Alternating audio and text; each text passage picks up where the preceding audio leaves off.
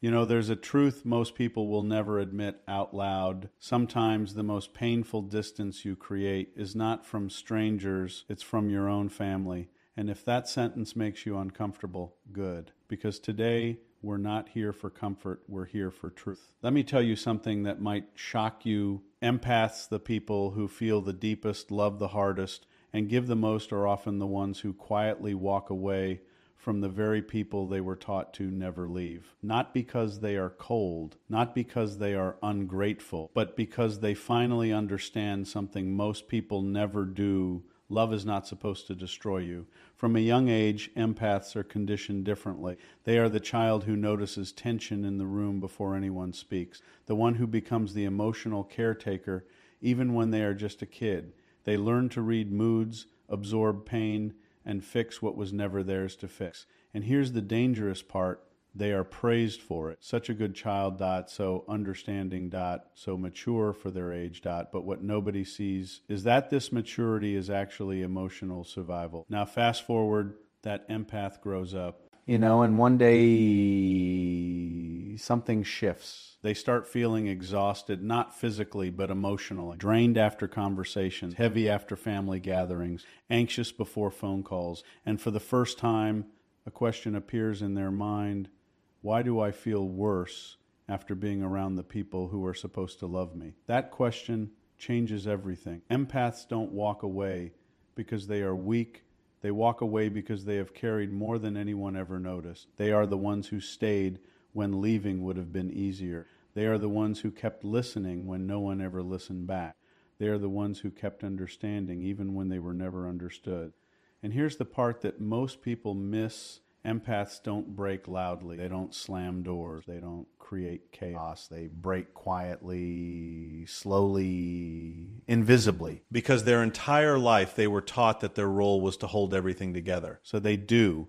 They hold the tension in conversations. They hold the pain of others. They hold the responsibility for emotions that were never theirs to carry, and they do it so well that no one ever asks if they're okay. That's how emotional overload begins. Not in one moment, but in 1,000 small ones. Every time they swallow what they really feel. Every time they say it's fine when it's not. Every time they excuse behavior that hurts them just to keep peace. They convince themselves it's love. They tell themselves this is what caring looks like. This is what loyalty means. This is just how relationships are. But deep inside, something starts to shift. A quiet exhaustion begins to grow. Not the kind you fix with sleep, but the kind that sits in your chest, that follows you into silence, that makes even simple conversations feel heavy. And still, they don't leave. Because empaths don't give up on people easily. They replay conversations in their mind trying to understand.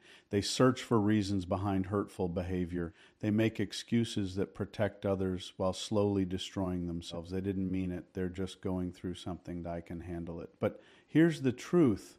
Every time they say I can handle it, they are pushing themselves closer to a limit they don't even realize exists. And when that limit finally arrives, it doesn't announce itself. There's no warning. Just a moment, a small, almost invisible moment where something inside them goes quiet. Peaceful quiet. Detached quiet, the kind of quiet where they stop reacting, stop explaining, stop trying. And if you've never experienced this, you won't understand how serious it is. Because when an empath stops trying, it means they've already tried everything. They've had every internal conversation. They've fought every emotional battle. They've cried in places no one ever saw.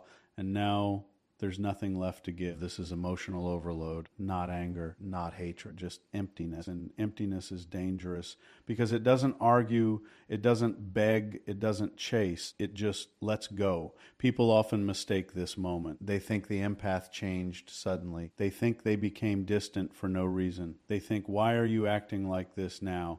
But what they don't realize is this didn't start now. This started months ago, maybe years ago. This is just the moment it became visible. Because empaths don't react at the first sign of pain.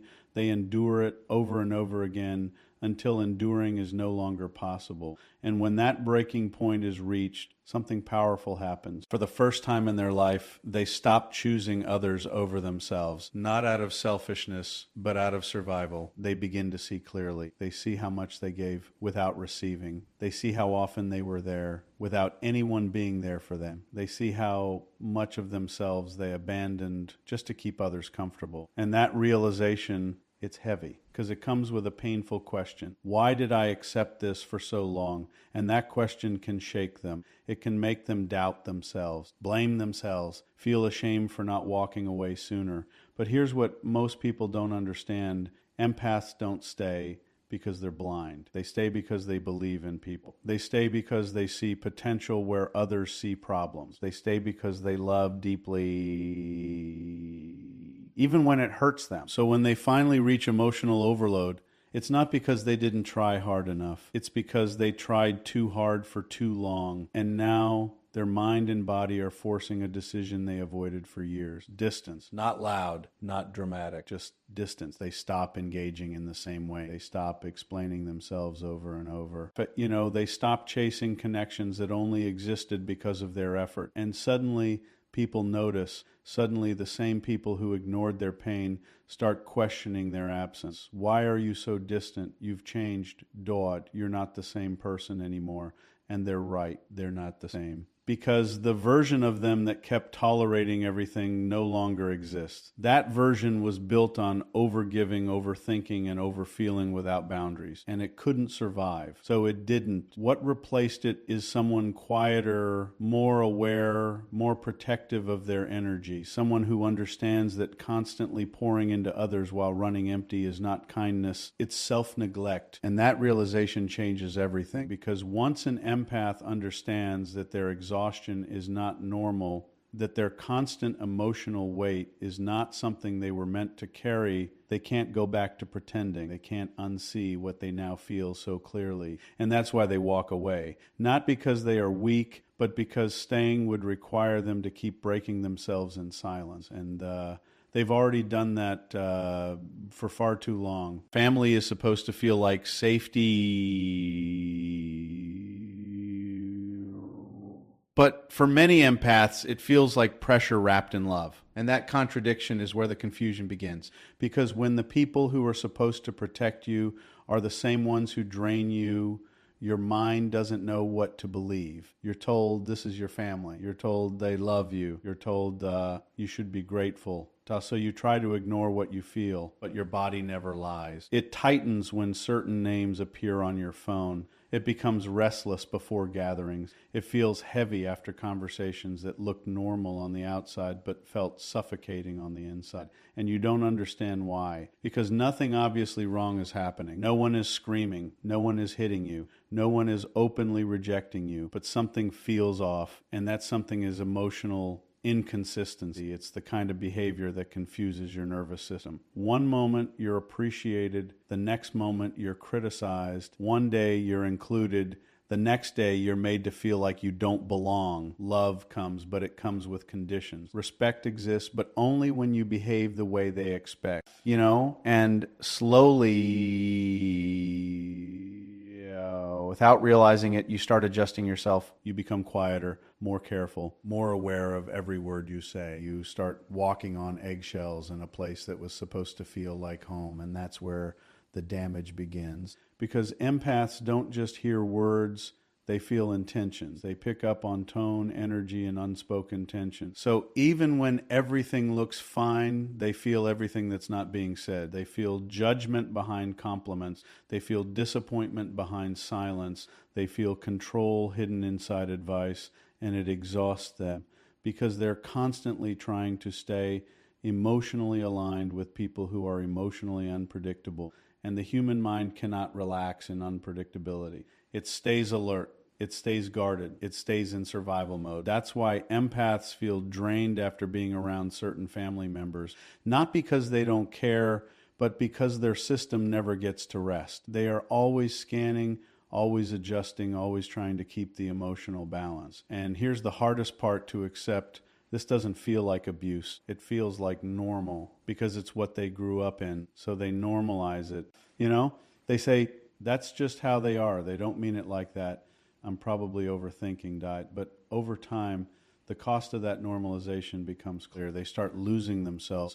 Their opinions become filtered. Their emotions become suppressed. Their authenticity becomes conditional. They become who they need to be instead of who they truly are. And the scariest part is they don't even notice it happening until one day something small triggers something deep, a comment, a look, a familiar pattern repeating again, and suddenly they feel it all at once. The years of holding back, the years of adjusting, the years of pretending everything is okay. And in that moment, a realization hits them hard. This doesn't feel like love, not because there's no love, but because the love comes with a cost that requires them to silence themselves, shrink themselves, doubt themselves. And real love was never supposed to feel like that. That realization is uncomfortable because it challenges everything they've been taught. It forces them to question people they were told to never question. It makes them feel disloyal even for thinking about it. And that guilt is powerful. It pulls them back into the same cycle. Maybe I'm being too sensitive, Maybe I should just try harder. They're still my family, so they stay. They keep showing up, keep giving, keep trying to make it work. But something has changed now. They've seen the pattern. And once you see it, you can't unsee it. Now every interaction feels heavier. Every inconsistency feels clearer. Every moment of discomfort becomes harder to ignore. And their inner voice, the one they've been silencing for years, starts getting louder, telling them this is not safe, this is not healthy, this is not how you deserve to feel. And for the first time, they start listening, not to what they were told, but to what they feel. And what they feel is misalignment.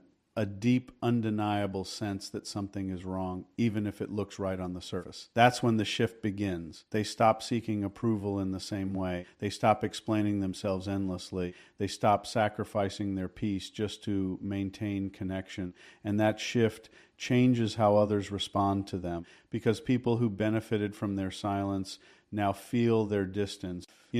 People who were comfortable with their overgiving now feel their boundaries. And suddenly,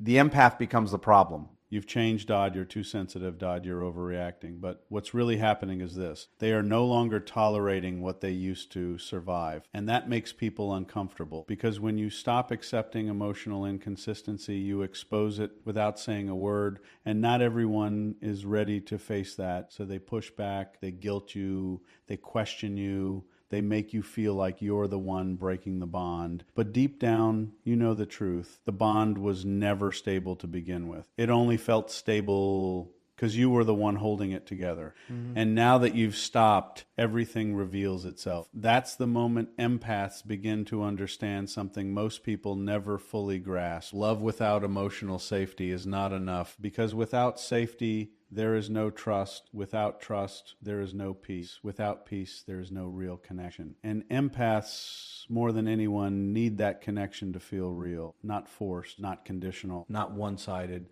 real, and when they realize they're not getting that, they stop chasing what was never truly there, not out of anger, but out of awareness. Choosing distance is one of the most misunderstood decisions an empath will ever make, because from the outside, it looks like rejection, but from the inside, it feels like survival. It doesn't start with strength. It starts with exhaustion, a deep, quiet exhaustion that no one else can see, because it was built behind smiles, patience, and endless understanding. Empaths don't wake up one day and decide to walk away. They arrive at that decision after years of staying when they should have left, after countless moments of choosing peace for others while losing it within themselves. They remember every time they ignored their own discomfort just to avoid conflict, every time they explained themselves hoping to finally be understood, every time they gave more, thinking maybe this time it would be enough. But it never is. Because when you are the one always adjusting, the relationship only works as long as you keep shrinking. And one day, something inside refuses to shrink any further. Not loudly, not dramatically, just firmly. A line is drawn not in anger, but in clarity. And that clarity is terrifying, because it forces a truth they've been avoiding for years. I cannot keep doing this to myself. That sentence alone carries weight. It carries guilt because they were taught that putting themselves first is selfish. It carries